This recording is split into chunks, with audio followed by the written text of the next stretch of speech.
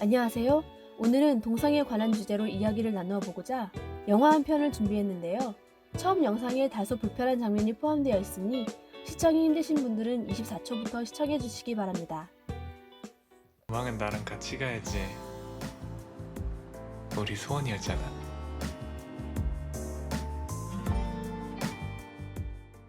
강국은 한태주의 경호를 위해 함께 유도 연습을 하면서 한 집에서 생활하고 있습니다.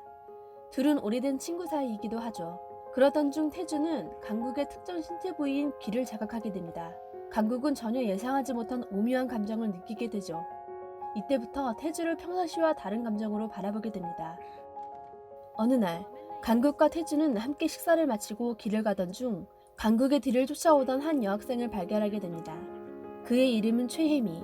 평소 강국을 짝사랑하고 있던 혜미는 강국과 좀 더 가까워질 기회를 얻고자 연락처를 알아내려 합니다. 나 번호 줘. 강국에게도 여자친구가 생길 수 있는 기회였죠. 하지만 태주는 이런 상황을 매우 황당해하는데요. 왜 저럴까요? 그 이유는 평소에 늘 태주에게 여자들이 따라다녔기 때문입니다. 여자 문제로 친구와 다툴 정도였으니까요. 하지만 여자와 연애 경험이 한 번도 없었던 강국에게는 아주 좋은 기회였음에도 불구하고 혜미에게 자신의 폰번호가 아닌 가짜 번호를 알려줍니다. 여기에서 강국은 이미 마음이 다른 곳을 향해 있다는 것을 짐작할 수 있겠네요. 이를 알 리가 없던 태주는 강국의 기분을 한술 더 떠보려 하지만 혜미에게 가짜 번호를 준 사실을 알게 됩니다. 이때까지는 강국의 속마음을 전혀 알 수가 없었기에 그러려니 하고 넘어가게 되고, 아무리 절친한 사이에 보디가드 해주고 있다지만 한 침대를 사용하는 건 좀 아니라고 보는데요. 아무튼 강국이 혜미와 좋은 시간을 보내길 바랬던 태주는 무슨 꿍꿍이라도 있었던 건지 아주 조심스럽고 은밀하게 일어납니다. 이때 바로 옆에 잠들어 있는 강국을 조심스럽게 바라보고는 혹시나 갑자기 깰까봐 깊이 잠들었는지 확인하려 하는데요. 깊은 잠에 들었는지 아무런 인기척이 없네요. 그리고는 탁상 위에 있던 강국의 폰을 집어들고는 혜미에게 강국의 진짜 폰번호를 알려주기로 합니다. 이로 인해 난감해할 강국의 걱정은 아예 저버린 채 말이죠. 다음날 저녁, 둘은 도장에서 함께 운동을 하던 중 강국 폰에 한 통의 문자가 도착합니다. 바로 강국의 진짜 폰번호를 받은 혜미에게서 온 문자였죠. 혜미의 문자 내용이 궁금했던 태주는 오지랖이 발동되기 시작하고 문자 내용을 확인하고는 혼자 즐거워하고 있는데요. 폰지인이 이런 모습을 보고 가만히 있을 순 없죠. 너의 번호 다른 거 알려줬냐? 강국이 다가와서 확인해 보는데 태주가 혜미에게 자신의 폰번호를 알려줬다는 사실을 알게 됩니다. 야, 네가 알려줬어? 왜? 재밌잖아. 그래도 태주는 어떻게든 혜미와 잘되길 바라는 마음에 응원과 격려를 해줍니다. 나중에 나 원망하지 말고 원하는 거 다 해보라고. 여자를 많이 만나왔던 태주와는 달리 강국은 여전히 별 관심이 없는 듯 보이지만 이왕 이렇게 된 거 혜미와 잘되길 바라는 마음뿐이네요. 학교 수업을 마치고 집으로 돌아온 강국에게 폰 알람이 울리기 시작합니다. 바로 혜미에게서 온 문자인데요. 그 문자의 내용은 토요일에 만나자는 내용의 문자였죠. 강국은 잠시 생각에 잠깁니다. 그 이유는 토요일은 태주의 과외 수업이 있는 날이라 경호를 해줘야 하는 날이었기 때문이었죠. 혜미에게 마음을 돌리고 싶었던 걸까요? 태주의 경호를 뒤로하고 혜미와의 약속을 정합니다. 토요일, 태주의 과외 수업이 있는 날. 강국은 태주의 경호를 뒤로한 채 혜미를 만나러 나가고, 이때 태주는 과외 수업에 집중을 못하고 이상하게도 온통 신경이 강국에게로 향하게 됩니다. 오붓하게 식사를 즐기고 있는 두 사람. 첫 만남이니만큼 서로에 대해 더 알고 싶고 가까워지고 싶은 건 당연한 일이겠죠? 서로 대화를 한참 이어가던 중 이때 음식점에 누군가 들어옵니다. 바로 강국을 향한 신경을 벗어나지 못한 채 이곳까지 뒤를 조용히 따라왔던 판태주였죠. 태연하게 바로 옆 테이블에 자리까지 잡습니다. 아무리 절친한 사이라지만 선을 넘어도 너무 넘은 듯 싶은데요. 혜미는 그런 둘의 관계가 의심이 가기 시작하고 혹시나 서로 좋아하는 사이인가 싶어 질문을 던져보지만 강국은 태주를 향한 마음을 숨긴 채 태주와 15년 지기 친구이자 보디가드를 해주고 있다는 사실을 알려줍니다. 그가 이토록 속마음을 숨기고 있는 이유는 엄격하신 한태주의 아버님께서 아시게 되면 정신적 피해를 입히게 되고 다시는 태주를 못 볼 것 같은 두려움 때문이었죠. 그래도 어떻게든 마음을 돌려보고자 혜미와 만남을 선택했다는 건 잘한 것 같다는 생각이 드네요.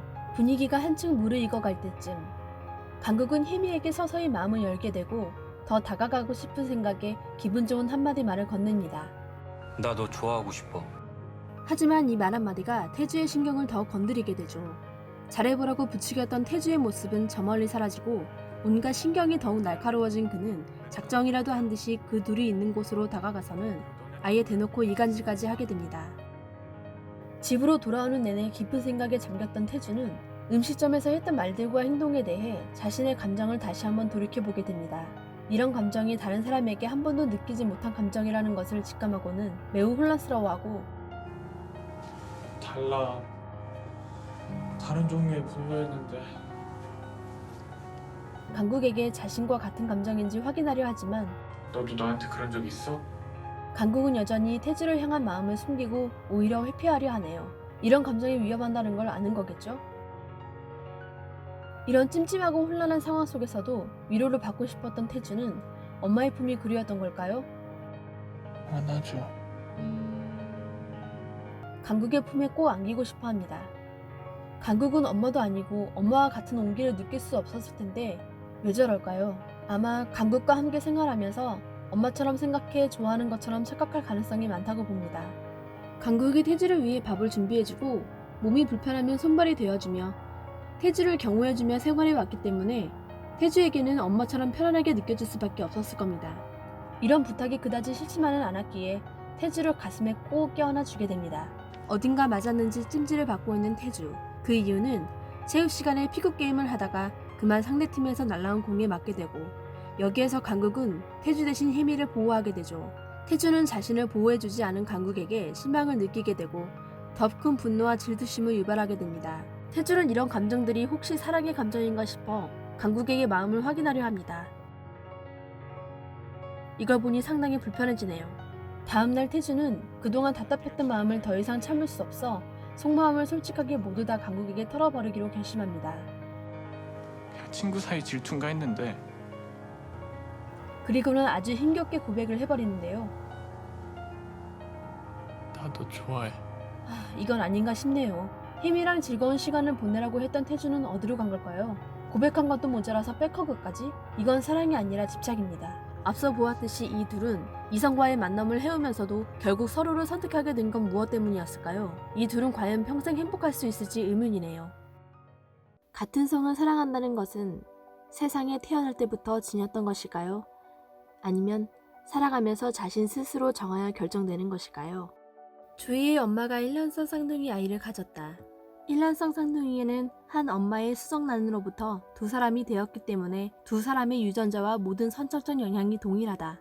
이 쌍둥이의 유전자를 통해 선천적으로 동성애를 가질 확률을 알아보기 위한 연구를 시행하였다. 그 결과 10% 미만으로 나와 있다. 이 10% 미만의 확률도 아이가 부모와 주변 환경으로부터 영향을 받으며 성장해 나가기 때문에 사실상 선천적으로 동성애를 지닐 가능성이 매우 낮다고 볼 수 있다. 쌍둥이 중 한 아이는 성장 후 행복한 가정을 이루며 살고 있지만 다른 한 아이는 동성애의 삶을 살아가고 있다. 동성애를 하게 된다면 어떻게 될까요? 에이즈로 인해 점점 약해져가는 자기 자신일 것이라 생각합니다. 동성애를 아름답게 표현된 영화, 그리고 현실에서의 동성애, 무엇이 진짜 진실일까요? 구독과 좋아요는 많은 힘이 됩니다.